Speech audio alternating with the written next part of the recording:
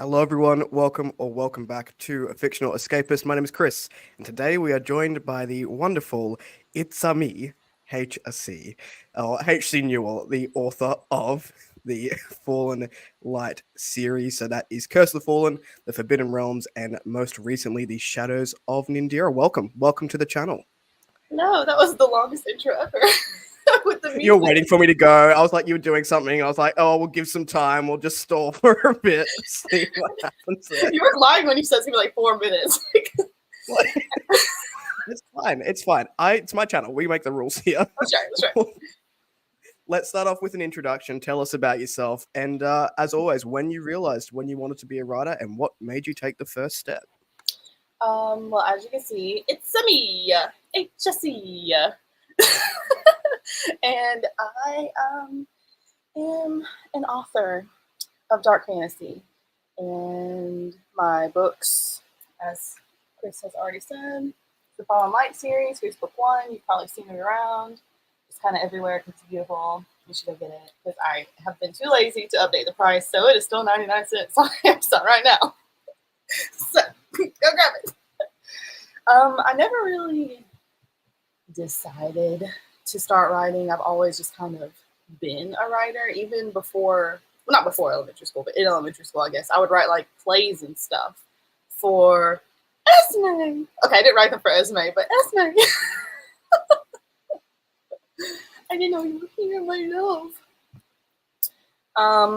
But I would write like screenplays and stuff for me and my cousins to kind of act out, and I would always read scripts. Like I would print out scripts for movies, and I would just like read them with my cousins and stuff, and they would get so bored because it would be like this thick. But I loved it. I had so much fun. So my mom would call me little Steven Spielberg because I would always do like screenplays and stuff.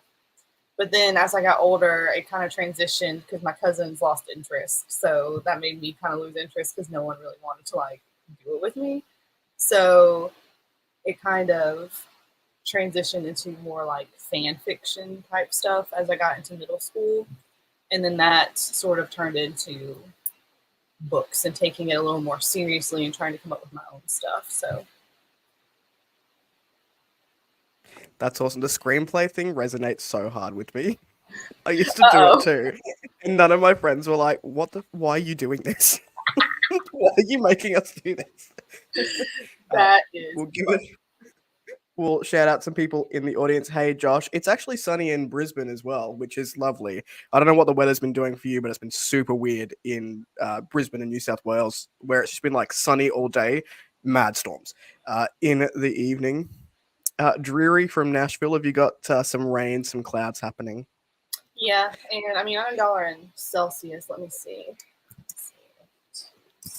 I'll do the conversion for you because today I think it is 60 degrees Fahrenheit, which is 15 Celsius, and it is December 2nd, so it's supposed to be cold. And I was like, yeah, but for us, because we're weak in any sort of cold weather, we would have puffer jackets on right now. We can't do it. Hey, Richard, welcome from the UK. Oh, Yeah. Josh, stop it. Yeah, we're forgetting It's that. so humid here. Hello, Bert. Welcome in. Birdie Bots. Hello. Oh, we missed Mark. Hey, Mark. Welcome in. Mark, Timothy. All right. Everybody always gets his last name wrong, including me. It's Timony, not Timothy. Timony. Well, congratulations on the recent release of The Shadows of Nindira, which is book 3 in the Fallen Light series.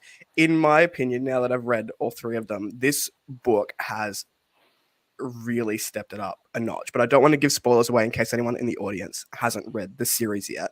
So can you tell us a little bit about the Fallen Light series as a whole? Sure. So Fallen Light series is a dark epic fantasy series. It follows a human named Mirana, who is persecuted and viewed as a demon for having magic. Magic is pretty rare in this world, at least for humans. Whenever a human is born, they have to do a blood test, and if it comes back that they have magical blood, so she fails that test, and her parents kind of escape with her, and she's in hiding her entire life. So it is about her trying to find strength within herself to and strengthen her magic to fight back against the Order of Sorrow, who persecuted her, who was after her, because the Order of Sorrow is a religion, and they are the ones that view magic as demonic. So it's about her kind of quest for revenge against them, trying to build up the strength to take down the high priest and free herself and her people from their tyrannical reign, basically. It's a very, very pious, very religious-based order, and their country kind of has to follow these very strict rules that have to do with the teachings, and they can be pretty brutal sometimes. So she wants to free herself and her people, but along the way, she meets another sorceress named Ayla, who is an elf or an Eve, and elves and non-humans view magic users as saviors. So Ayla is on a quest basically to kind of save the world, and Nier is on a quest to save herself and her people. And they have to come together, and their stories intertwine, and they have to kind of ally together in order to make that happen, even though their goals are kind of conflicting in a way. Trying not to give out too many spoilers, but you know, I'm still trying to make it sound interesting without really telling you what's going on. That's a good sell, you know. Yes, Josh, start it. Although I feel the constant TBR burden like pile just go up and up and up, and you're like, where do I start? Hey, especially Josh, in the indie community. Like, yeah. So I have to ask. It's too easy to get books out. So many books. I have to ask, all of these covers are absolutely stunning, and they feature this big, beautiful tree on the front that's consistent throughout the series. Is there a tree in your own life that sparked the inspiration for this tree on the cover? Not really. I mean, I guess the Tree of Life, Yggdrasil, maybe. I'm really into like Nordic and Viking culture and Celtic war and stuff like that. And I don't know, I like trees. I'm a tree hugger, I guess. But I did have an idea because, and I've said it before, there were no trees in my stories whenever I made the cover for this book. I just wanted a tree on the cover, so I had to put trees in the books, and then I had to figure out what was the importance of these trees. So, like, but if you look at the covers, you'll see, I don't know if you can tell on my camera, really, but so if you look really close, yeah, you can't tell. This tree is a little bit darker than this one, but, like, you can't really tell, like, if you just have, like, two books next to each other. But if you put these two, you can definitely tell.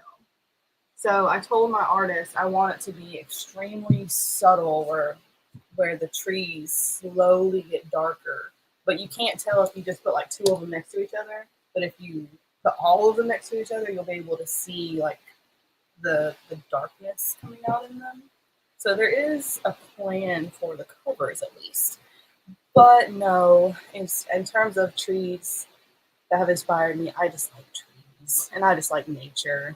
And like I said, there were no trees in my books. It's so funny that I had to put trees in my books because I wanted a tree on my cover. There's no other reason than I just wanted one on there. I just thought it would look cool. So I think we've answered the plotter or pantser question already. Like, oh, I want a tree. I must write a tree. Pretty much. Yeah. I'm like, I don't know why. I just wanted a tree, and I've showed this before. I'll show it again. This was the hold on. I accidentally unplugged the computer, and y'all are gonna want to lose. But I did like a mock-up cover before I decided to publish, and I just kind of like made it myself. So this was the design, and I did not make this. I just found it like on some kind of clip art thing. But I don't know. This is what I gave my artist, and she came up with like the whole tree thing. But I just thought it looked so cool, just like with the melting magic. I don't know. So I just wanted a tree on my cover, so I had to put trees in my books. That's literally it. I don't know why. No reason. Sometimes the trees call, you know. They really do. Now, all of your books feature some fantastic banter. In my head, you are the banter queen when it comes to your dialogue and your character interactions. There are very few authors out there that I've found who write charm and wit quite like you do and make it feel so natural. So how did you work out these character dynamics throughout the series? Because there's quite a lot of characters. Well, for the main characters, or the main four, I guess, which would be, I guess I would call the main four. They're not really the main four, but it'd be Avalok, Cloud, Ayla, and Mir. I wrote short stories for them. So they have like full short stories of their life so that I could really get into their heads. Um, and I also gave them accents. So I would go to YouTube and I have clips of like Ciri from The Witcher, or like um, Ragnar from Vikings. Like I would take clips from each of those characters so that I could put their accent with my character. Like Ciri, Mirana is Ciri. That's her accent from The Witcher 3. And whenever they have an accent, it kind of, their voice just kind of comes out naturally in my head. And it sort of just, I don't really think about it. I just more write it out. And however the dialogue comes out is just naturally how it's supposed to come out. And I don't know, it just kind of works. But I really think giving them really in-depth backstories really help to give them more depth and more personality, because I know where they come from. I know what they're doing, their goals and motivations. And it's really cool because sometimes I'll write a character in their dialogue or whatever, like Yevon. I'll write his dialogue and then, hi, Jessica. And then later on, I'll be like, oh, I should have put that in foreshadowing. And I'll go back to the beginning of the book. But Yevon's already done it, or he's already said it, because it's just so naturally within his personality that he would just say those things. I don't even know if that makes sense. But, Benny, your mug is still on the way. Benny want a mug. And it's still on the way. I think Christmas and the holidays is backing everything up right now. So you will get it. I promise. It's still in production. But anyways, I just had to give him that update. Because it's been a while. But yeah, I don't really know how the dialogue kind of comes so naturally. It also could be because I talk a lot.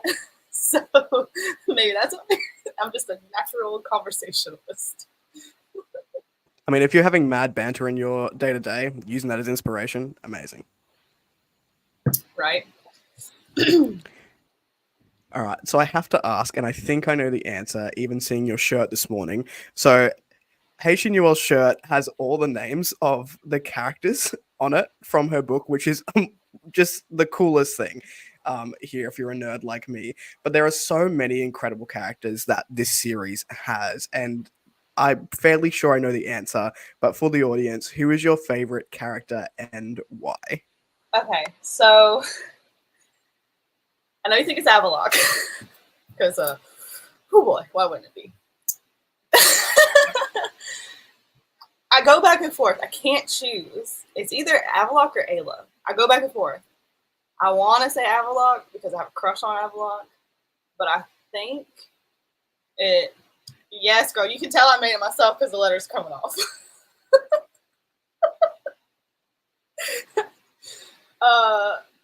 But I love Ayla. I love Ayla, and a lot of people don't like the holy, I guess if you want to call it, style characters where she's like kind of pure in the light, sort of. I love it. I think she's one of the strongest people internally. You know, she's got the strongest mental and emotional strength out of anybody. And as her story kind of unfolds, you know, you'll get to learn obviously more about her. Some people don't like her. Some people think she's kind of pretentious. I don't know if you feel that way. Some people don't like her and they're like, I'm so over Ayla. She just needs to quit. I'm just like, stop bashing on Ayla. Like, I love her. She doesn't mean to be that way. I promise. I think Ayla is my favorite character. Yes.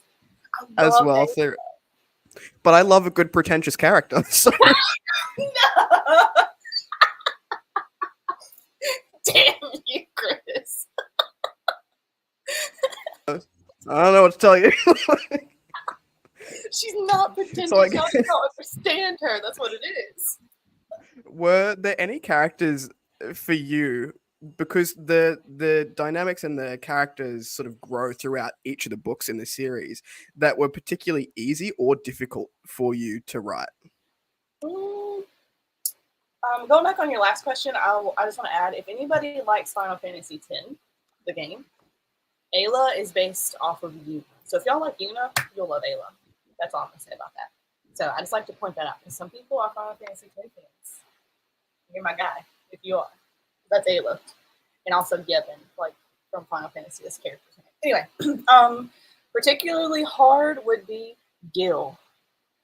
Gil is so hard to write. Like, I did not plan on having him like as a regular in the series. He was just in the beginning of Curse of the Fallen. But people loved him so much, they're like, you have to bring him back. So I had to write the whole Forster scene in Curse of the Fallen just to bring Gil back. Like, that wasn't even in like the first drafts of the book.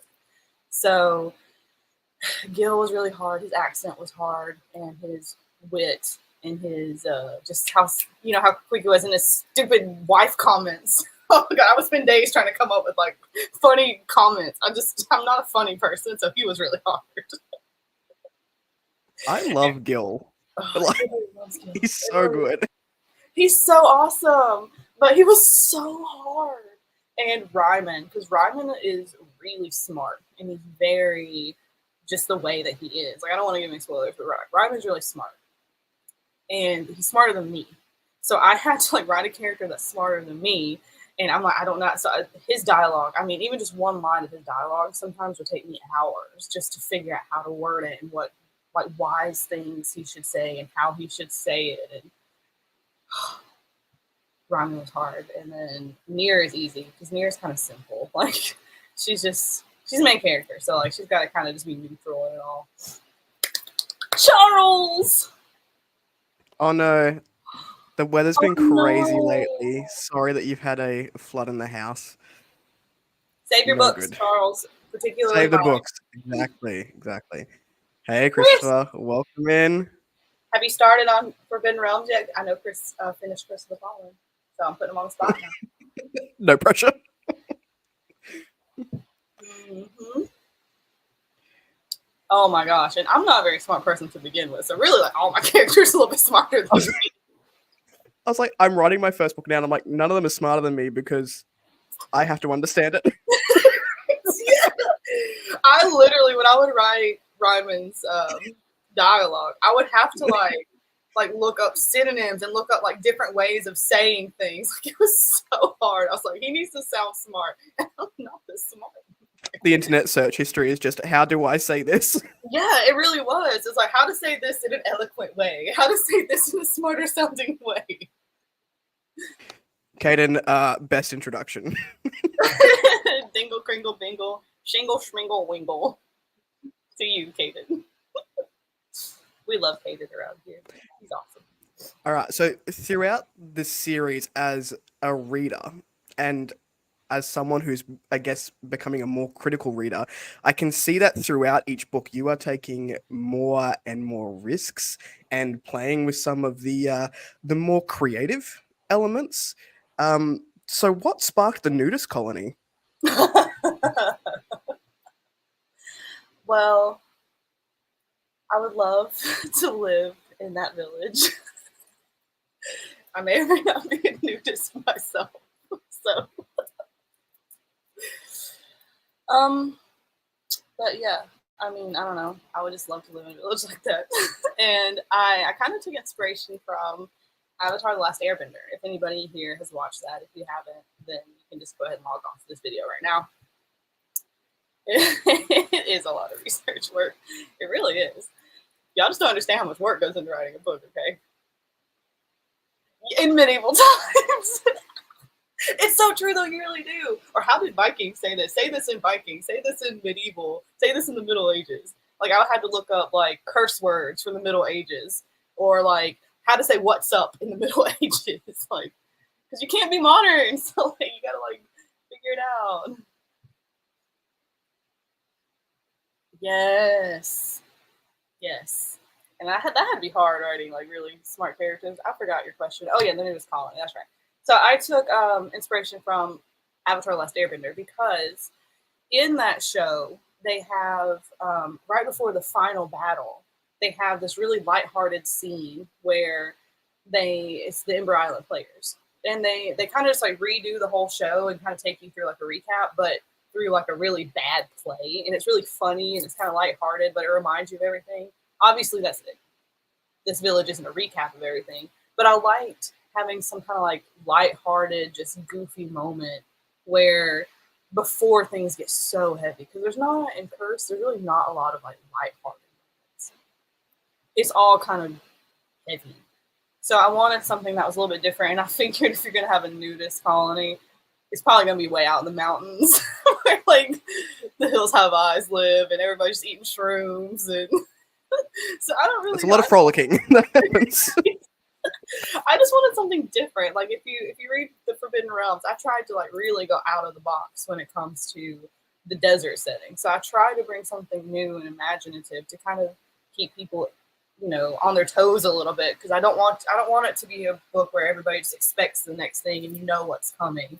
But I also want it to make sense at the same time. I'm not just throwing random crap at you, you know. So I don't know. I remember reading the second book, and I think it was the second book, and then I went to Rachel and I was like, "They're all naked," and she's like, "Who are all naked? Like, what are you talking about?" And I was like, "The book." In the book. He's like, "Okay, babes." I don't think anybody gets naked in the second book. I don't know for sure. But you know what's really funny? Oh no, I gotta tell y'all what's really funny is in the first draft. Okay, not the first draft. This was a long time ago, whenever this was still like a YA love story thing. So I did get 3 books in, because it was a trilogy, so I was actually working on the last book, but I realized the story just wasn't coming together. But they were in the desert. Yevon was there, and he was like a big orc, but or Baxross, whatever. But he was a lot smaller, because him and Nier actually hook up. So Nier and Yevon There's a hooked market up. for that. And it's so awkward. It's so awkward if you think about like them together. You know, but it's so funny that actually happened in the first like time I wrote the books, and I was like, so now I cringe when I think about it. Just, oh god, what's wrong with me? So I normally will like pivot to the writing process, but I do want to ask a question first, because you're quite unique as an author. I've heard you say that you're not much of a reader. So can I ask for the audience if you can tell us a little bit about your journey with reading and how that's come to be, and if there are any books that you have enjoyed over the last little bit? I actually can get into like YA romance a bit. Like I've read Akator. I finished in the 3rd book because to me it just kind of fell apart. But I get into just those quick, easy reads, I guess. What turns me away from books, and you can probably see it in my book, is whenever things go very slow and they spend the first quarter of the book world building and character building from the exposition, instead of like allowing you to just like get a feel and get to know the character based on like their interactions and stuff. Like I read Aragon. That's a great book, but it felt like the first like 40% they were just in a forest wandering around, and I'm like, is this ever going to start? Like I've been reading this book for a week and a half and nothing's happening, and that's kind of like how every book is. So I don't know. I can't do it, and I feel like authors can kind of understand like there's like you have an author brain and you have a reader brain. And whenever I read, it just makes me want to write. Like I just get all these ideas and I start thinking I would write this differently, or I would do this differently, or I can add this to my book, or I could change that. And I can't really focus because my author brain just takes over. So I don't know, I can't really read well. And whenever I do read, I find that my author voice kind of changes, and I kind of start to write like the book that I'm reading. So it kind of messes up my flow a little bit. I don't know. I feel like the heart is fun. I don't know what that is, but I'm just I don't read, so I don't know what that is. But yeah, I don't know. I mean, I try to read, but I feel like to be a little more unique, you kind of have to just do it on your own. Like writing is a form of art. And so we don't have to fit into the mold to make it good. You just have to follow sort of the same kind of structure, I guess, so that readers can kind of know what to expect, if that makes sense. Yes. It's the worst. it's the worst. Like, I'll be reading and I'll just be thinking of what I could do in my own book. Like, even when I play video games now, like I'm playing Baldur's Gate, I'll be playing it and I'm just like, oh man, this would be so cool. Like, this scene would be so cool in my book. Oh, that dialogue's so great. I'm gonna have a lot to say that. And then I realize I already know what the heck's going on in the game because I'm just being dumb. See, everybody understands. Yeah, you read with an author brain and it sucks. You find all the little errors, all the technical things, and it takes the enjoyment out of it a lot for me. That's interesting, Heather, because I think I do as well, more on audio than written. I asked because Rachel is a copy editor and a proofreader and a line editor. So she finds it really difficult to read for fun because she will start picking things out. And she's like, I'm not having fun anymore. I'm just working on a book that's already been finished. So like she loves the job, but very rarely will she pick up something to read just for fun. Yeah, and I mean, I kind of feel like that's how it is. Like, if somebody's really good at like violin, when they listen to someone like Lindsey Sterling, for example, play violin, they're gonna be like, "Why does anybody like this? She's not doing anything right." But like, it's not about being right; it's about being just good and unique and entertaining. But you know,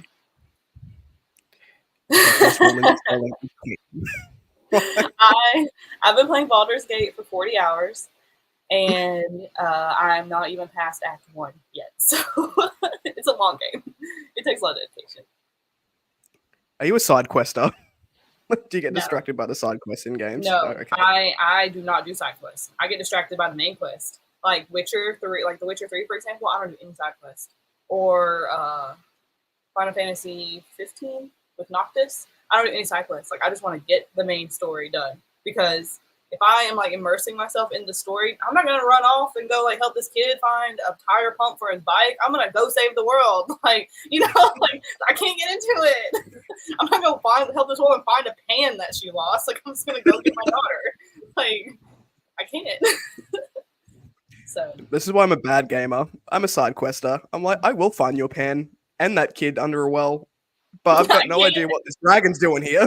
I'm sure that's important.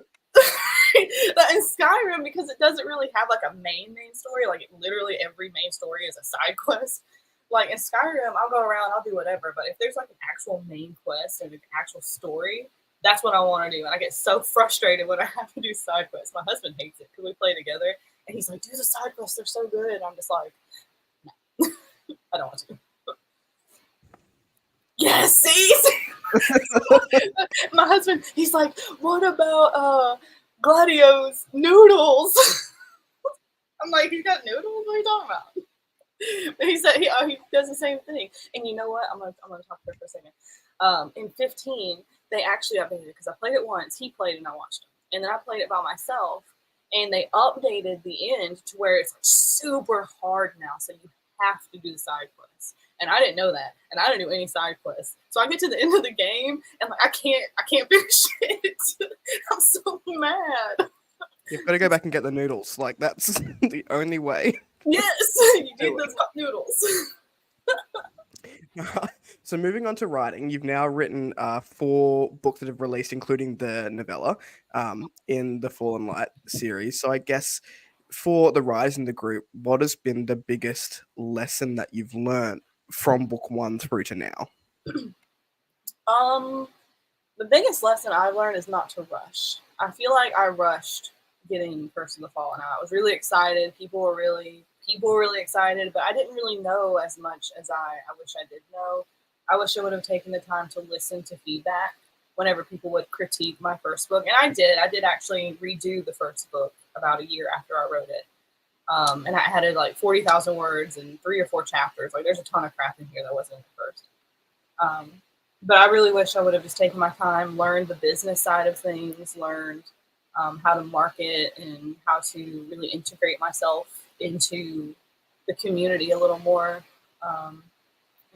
Really just taking my time to make sure that the book is absolutely perfect. Because once it's out there, it's out there. And there's so many things I wish that I could go back and change about Curse of the Fallen, but it's too late. Like, even if I wanted to, so many people have the book, it wouldn't be fair to those people who have it now if I went back and changed it, because then they'd have to rebuy it, and that's not fair. So, just taking your time and making sure, you just don't rush is really the biggest thing.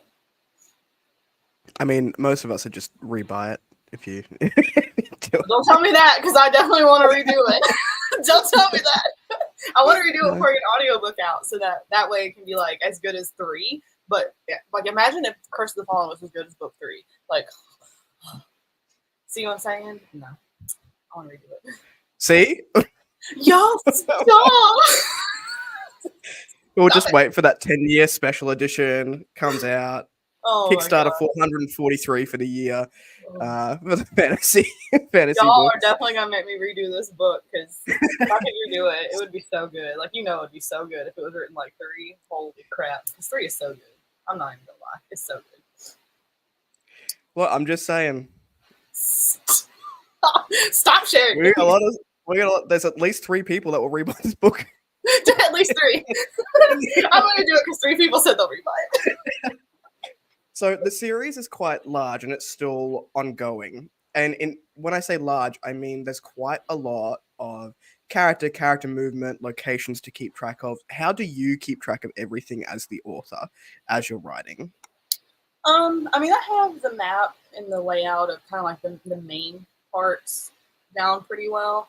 But I actually have I keep a map on hand, like an actual detailed map. It's actually on my wall. That way I don't forget where things are. But then I have this notebook, and inside of it, I have like literally everything. So there's little tabs here, and I also, like, here's all of the magic, and it's just everything is written out in detail.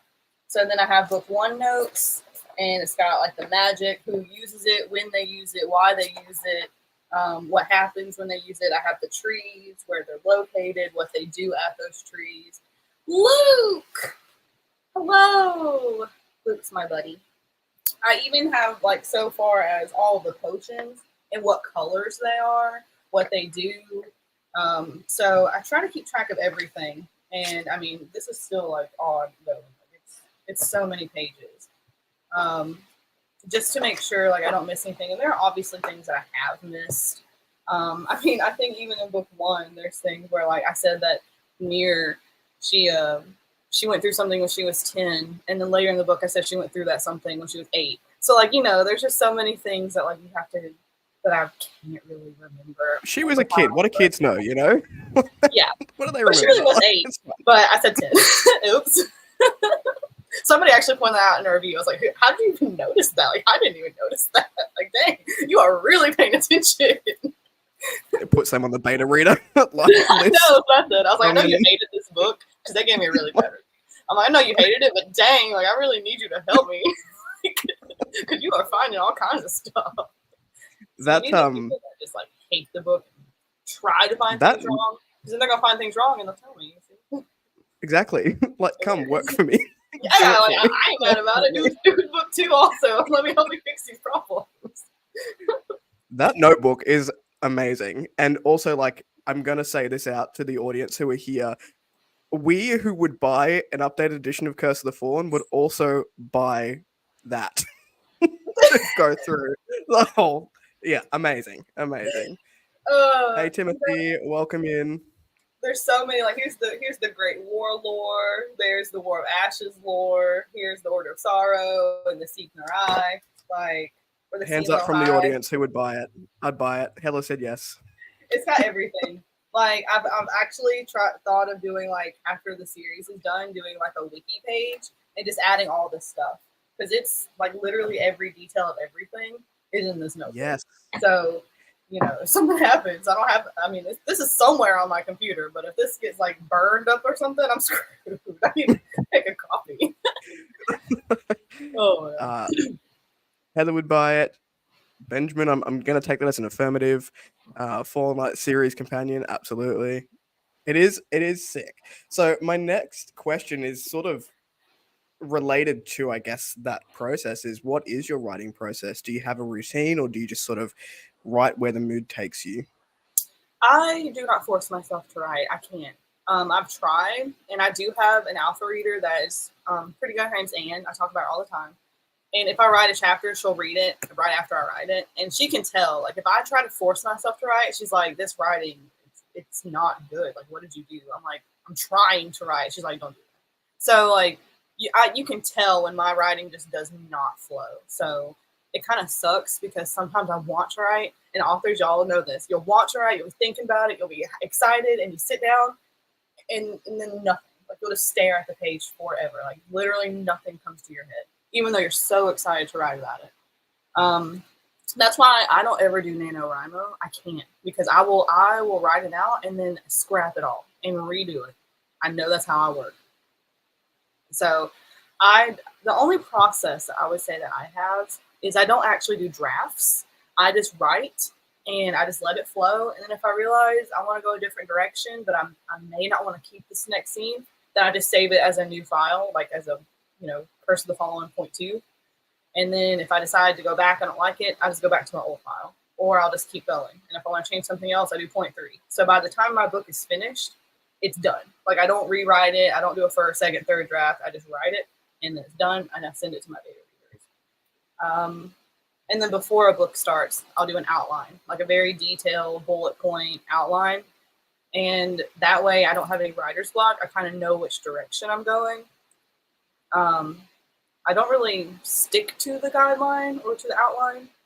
I more or less use it as like a roadmap. So whenever I'm writing, if things get off the track, that's fine, as long as they come back to it eventually.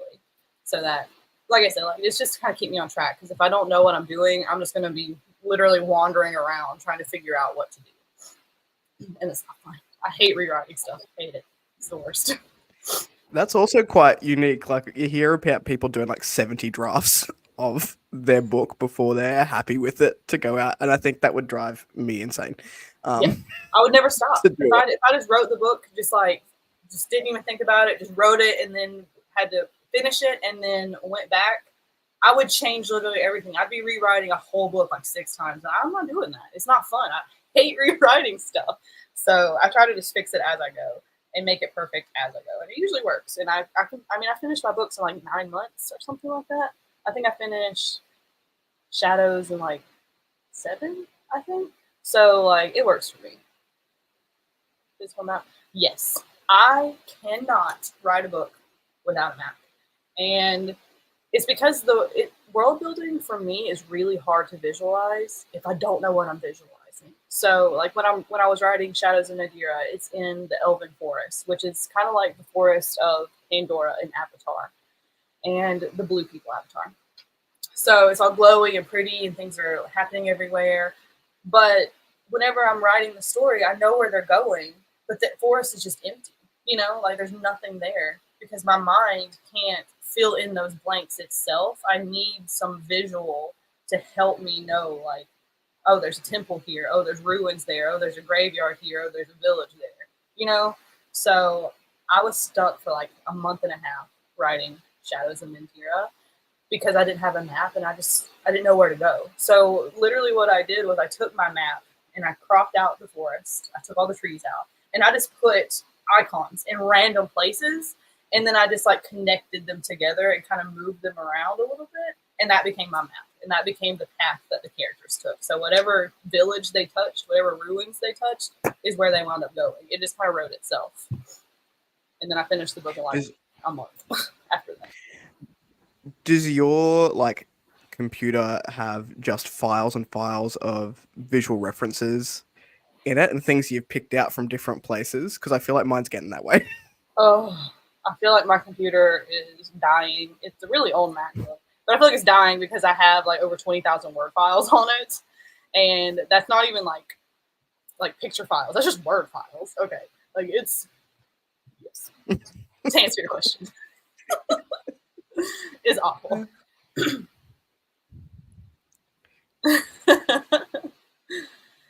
Yeah, it really helps. True. Yeah. Having visual really helps. It's interesting because like I don't really do much else other than reading. It's my preferred medium. But Rachel loves storytelling, but she can't get into reading because of the editing brain. Mm-hmm. But video games, she will do every friggin' character dialogue. She'll tell me all about the story, whereas if I play a video game, I do not care about the storyline. She's like, how? You're a reader? And I was like, that's because it's in the books. I just read the book. I don't want to see it on the screen. It's so interesting. It's so different. Yeah, because it's all the same, like it's all the same, but it's all different. Like, it's all just stories, but you prefer like playing out in your head however like the author intended, and she wants to like see it and like control the person. Like I don't know. I just I think it's just like it's different learning styles as well because I'm so visual as a reader. I can see it and make my own visuals, where Yeah. she's not. Like it helps to have that Yeah, exactly. visual medium play out in front. But yeah, it's interesting. It's always interesting to me people who are both, who love reading and who love video games, and how they've sort of got the what they take from each thing Yeah. is quite interesting to talk about. So, for all of our indie authors out there, and we've got a few budding authors and established authors in the audience today, how have you found the world of indie publishing? What's your favorite / least favorite parts about it? My favorite part would probably be the interaction with people. I love being invested so deeply in the community. I've heard that um, traditionally published authors aren't typically allowed to like really integrate because you know they have a brand that they have to do, and oh, it's out already.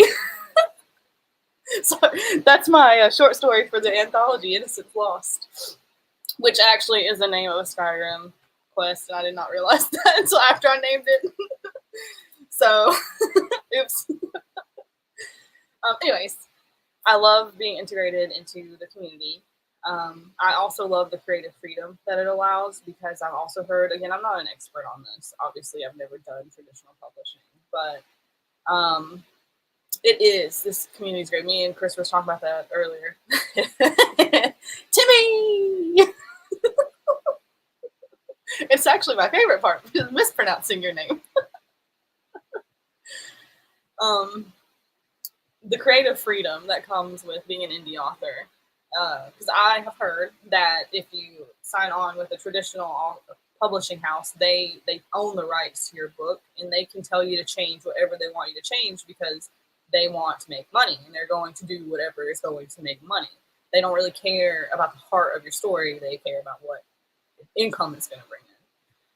I did not like that. I spent way too much time on this book and on the series. I'm not having anybody else tell me to change it. I don't even care. Like if they tell me Nier has to have a different accent, like no, this is her accent. It's how I wrote it. It's how I want it to be.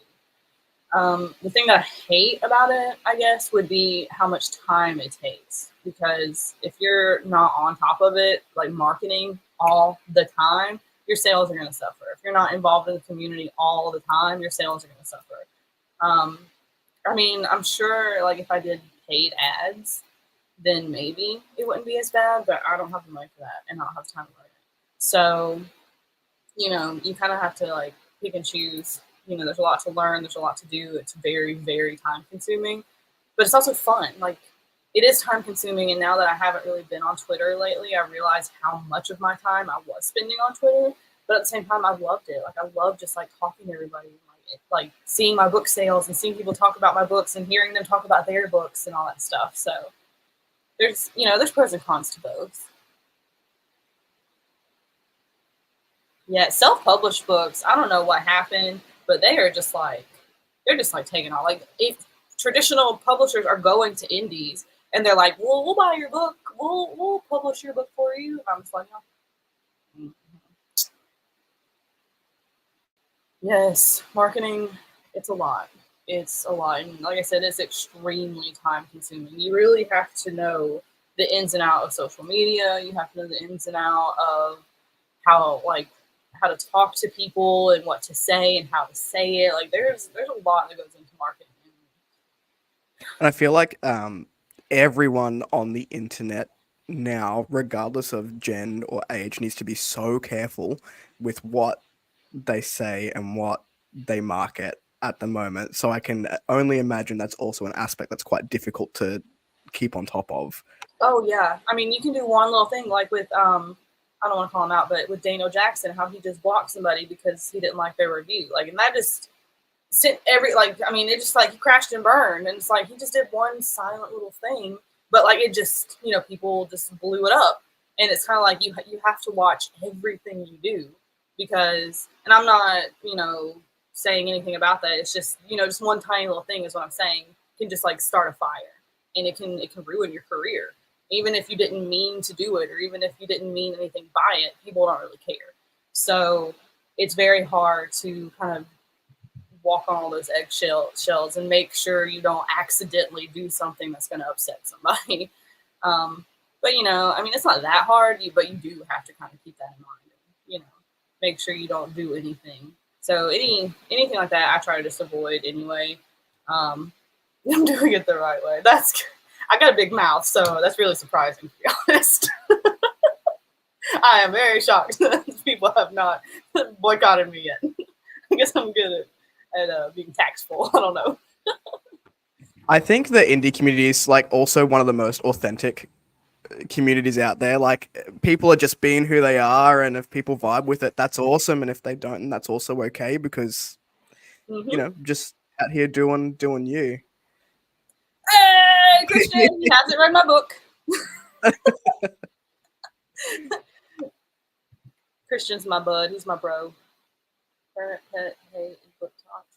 Books get missed when my daughter devours them. I'm too old for TikTok. I don't understand it. I wish TikTok would just go away. I mean, we all thought it was going to be like Vine, where it just like died after a year or so. They monetize people. So now, like, people stay and they get monetized for doing horrible things. He's read 2 books. What, did you read Banished? You did read Banished. You better have read Banished. You better say you read Banished. I've not read Banished yet. I need to read Banished. Kris.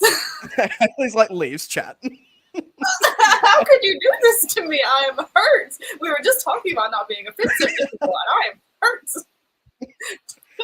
Well, canceled. That's it for us. No, I'm kidding. So how have you pulled readers into your world? So you mentioned that you had an alpha reader. Do you do alphas, betas, arcs? How have you found those marketing aspects, and what avenues have you used to market yourself? I actually just started using alpha and beta readers for book 3 because I didn't really have much of an audience before. Nobody really wanted to read my books before. I do have one alpha reader. She actually gave me a bad review, which is funny, on Curse of the Fallen when I first wrote it. It was like a 1 or 2 star. And she pointed out a bunch of stuff, and I took it really personally, but then I kept reading it, and I was like, you know what? She's right, though. So when I said I'm redoing Curse of the Fallen, she still followed me on Facebook, and I asked people if they wanted to beta read it because I'm redoing it and I need help. And she reached out. She said, I will help you. She's like, you have great potential, and I really want to help you. So she's been with me since I redid the first book, and she's awesome. So she is my like dedicated alpha writing critique partner, I guess. And then basically I've gotten a lot of attention since then, especially with my 3rd book. So I just post on Twitter and stuff, just asking, hey, anybody want to be my alpha reader? Anybody want to be my beta reader? And I usually offer free books for those people who read it all the way through, because it is very hard to find people that finish the book. So I give them a free paperback once they finish it, once I've published, which helps. I think the incentive might help a little bit. So, spoiler first, it takes time to be able to read these things and look at them objectively. It does. It does. And honestly, the more you grow, like, with popularity, the more confidence you get. Because you realize, like, yeah, some people don't like it, but a lot of people do like it. And a lot of people do value it. So, I mean, the last 2 reviews for Curse of the Fallen were pretty bad. They were pretty gnarly. And I just kind of was like, whatever, like, you just don't like it, and that's fine, because so many other people do like it. It kind of helps validate you in a way, because you see, like, you're not doing something wrong, but you're also doing something right. Hey, how's it going? Glad I caught the slide I'll be getting into college. Oh, yes, I'm stoked. Yes, let's go. I'm so excited. And then marketing, I don't know. Like I said, it's really just being integrated into the community and not just being in it for yourself, but helping other people. Because I don't help people because I want them to help me. I just genuinely want all of us to succeed, and I want everybody to have the same opportunities. And I know that I have a pretty good following, I guess. It's not like the biggest, but like it's very active, and it's very I don't know. I have a lot of reach on Twitter and stuff. Like I get a lot of reactions, a lot of retweets, whatever. So I know, like, if I share something, it's going to get to a lot of people because I have a very interactive following. So I'll try to like post stuff about other authors and stuff just to get their name out there. Like I have this one friend named Angela. She wrote the Thief's Relic, and she was really struggling and she's having a really hard time. So I told her to make a Twitter and I shared it, and she got like 30,000 views on her tweet and like 700 follows in one day. And my husband was like, "Why'd you do that? She's gonna sell more books than you." I'm like, "It's a competition. Who cares?" Like, that's great. I hope she sells more books than me. That's awesome. So it's just about helping each other. It's about supporting one another, not just being in it for yourself, and just kind of being on top of it. Like I said, you do have to stay on social media kind of constantly. And it's basically a full-time job, marketing, just knowing what to do and what to say. And I do have an author FAQ, because a lot of people have asked me, like, how do you sell so many books, and how do you market, and how do you do this and that and the other thing. So I did make an FAQ if anybody wants to read it. That kind of goes into what I've done and how I've seen the moderate success, I guess you want to call it that I've seen. Because, like I said, I just want to help everybody. I think we're all in it together, honestly. I can't do it without you guys, and you guys can't do it without me, so. Benny. Benny's just saying that because like, you want a mug. Yeah. He's waiting on the mug. Like, he's buttering me up. The mug comes. Like, he's like, don't forget me. It's so, like, this community is so genuine. Like, everyone is just here to help everyone else. It doesn't matter how many books you've sold or how many books you're going to sell. It's like, yeah, cool. Can I help you in any way? Sweet. Let me do that. In one way or the other. And like, that's why I love it so much. I was talking to people at work, and a lot of them just read like nonfiction. And I was like, I'm up to my 86 books for the year. And they're like, oh, is it just fiction? I'm like, yes, it's just fiction. And also it's just like indie books as well, because the community is friggin' awesome. Like, give it a go. So I sent a couple of them a few books, and like, I think a few of them bought them. I don't know. We'll see. Maybe I'll make my team readers yet. I'll find the FAQ, Mark, and I'll put it in the description box after the live goes up. You can also just Google HC Newell FAQ. It should be the first one that pops up. Cool. But yes, I'll also put it in the description there. So I do, before we sort of sign off, want to take a moment to appreciate the special editions that have come out. And sorry, everyone, hit the mic. And they are so beautiful. And I remember talking to you about some of the artwork, the inserts that was going to go into these books as you were making them a while ago. So how did you pick the scenes? Honestly, the scenes, when I write them, they're so visual and they just kind of like call out to me. I don't really know. Like, whenever I'm writing it, I just have to have it in real life. Like in Curse of the Fallen, there's this scene, and I didn't do it exactly the way that it's written in the book, but there's a scene of the statue of the god. And she's got flowers on her head and vines because she's the goddess of nature. And just that scene was so vivid in my mind. I was like, I want that as an art piece. Like, I just need that. So I kind of went back through my mind because I didn't want to reread the book, and I just thought of like the most prominent scenes that really reached out like to me, I guess. And those are the ones that I really just made into art, I guess. And whichever ones were the easiest, because I'm not the best. I'm trying to find some art from the collector's edition. So here's one. Somebody gets their fingers ripped off. So there you go. There's some fingers there. Amazing. What have you drawn inspiration from? Ripped off body parts. Thank you. You know it. There's more blood. My books are very happy. I draw inspiration not really from authors, I guess. I mean, probably my biggest inspiration that's an author would be Patrick Rothfuss. The God of Destruction. Patrick Rothfuss, he really inspired the way that I write my prose. Obviously, it's not like his, but I just loved the visualization that he brought and how he just sucked you into his writing just by the way he wrote. I love that. So that's kind of what really inspired me to go from YA first person to dark fantasy third person cast point of view, because I kind of wanted to write a lot like he did. As far as inspirations for my story, most of it came from video games. The Witcher 3 inspired a lot. Skyrim inspired a lot. Final Fantasy X inspired a lot. So a lot of that just comes from the stories that those games sort of told.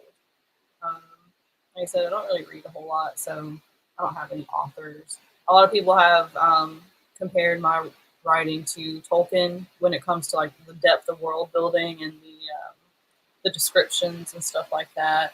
Some people have compared it to Akator, which I don't really agree with, but they compared it to that. Ayla is Yuna, so you have to read the books. Roth is purely some cover when first released. Yes, I have not finished it. I actually have made it halfway through. It's taken about 2 years. Nothing happens in that book, but it's just so beautifully written. You just gotta keep reading it. Literally nothing happens. I feel like I'm getting Patrick Rothfuss has taken so long to release the third book because he is a drafter. So he's on draft like 132, which is why it's taken 10 years. It's funny that he has 100 drafts and still nothing happens in any of his books. Like, you think in like one of these drafts he would add some kind of tension or something. Like, oh, good question, Andrew. The demon babies.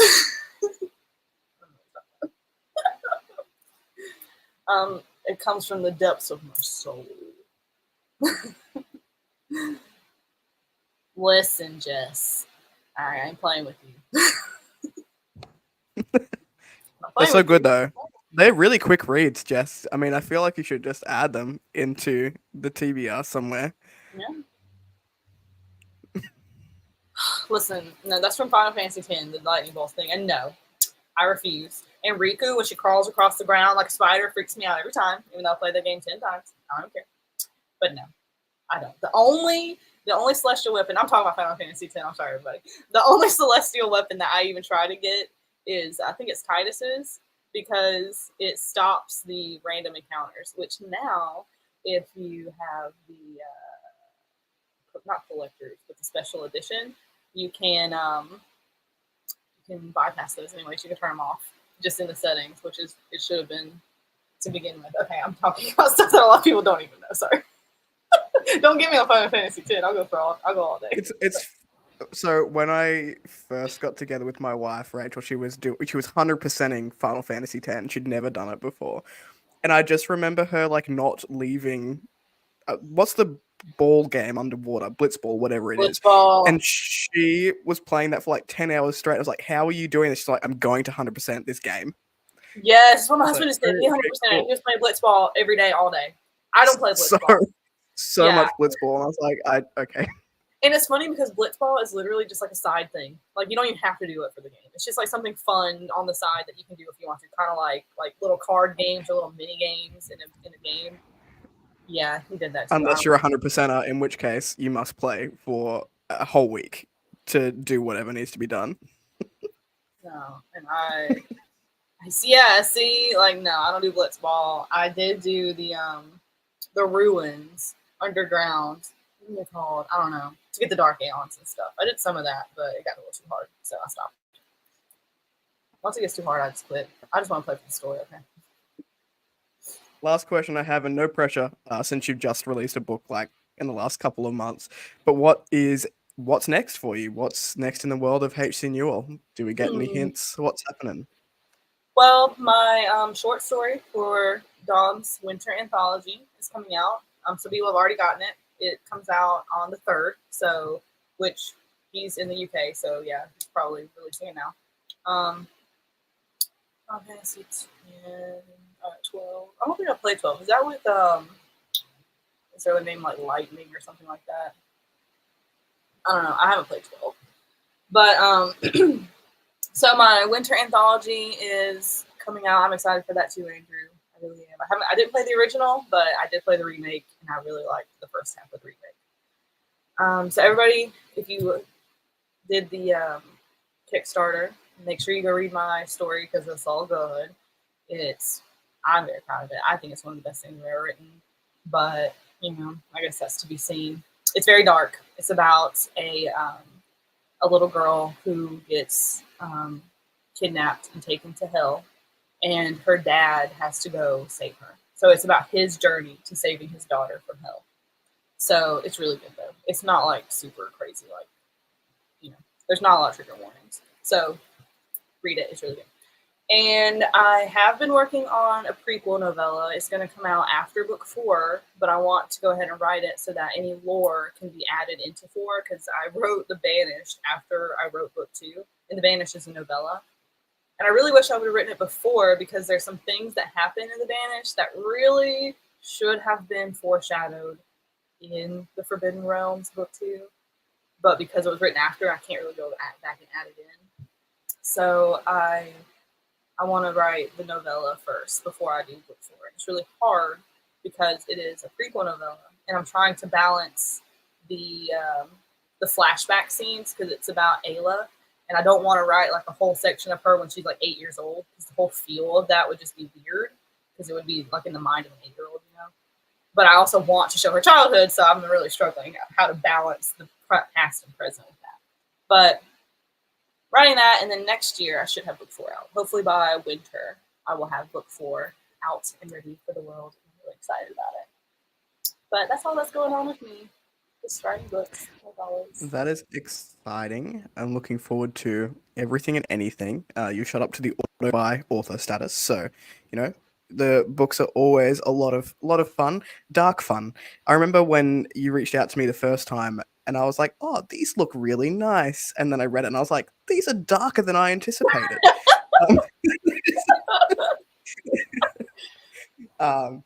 Yeah, like but there's so much fun. There's a lot of fun to be had in this series.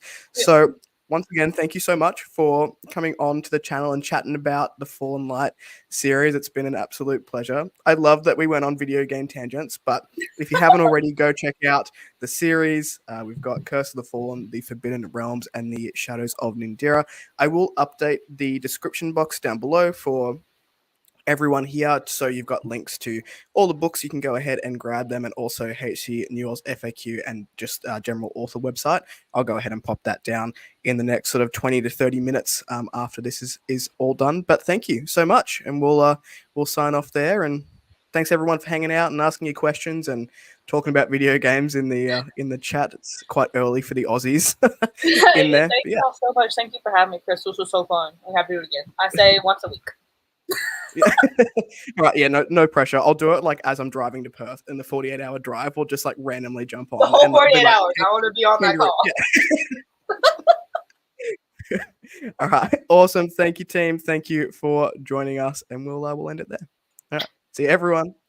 Bye.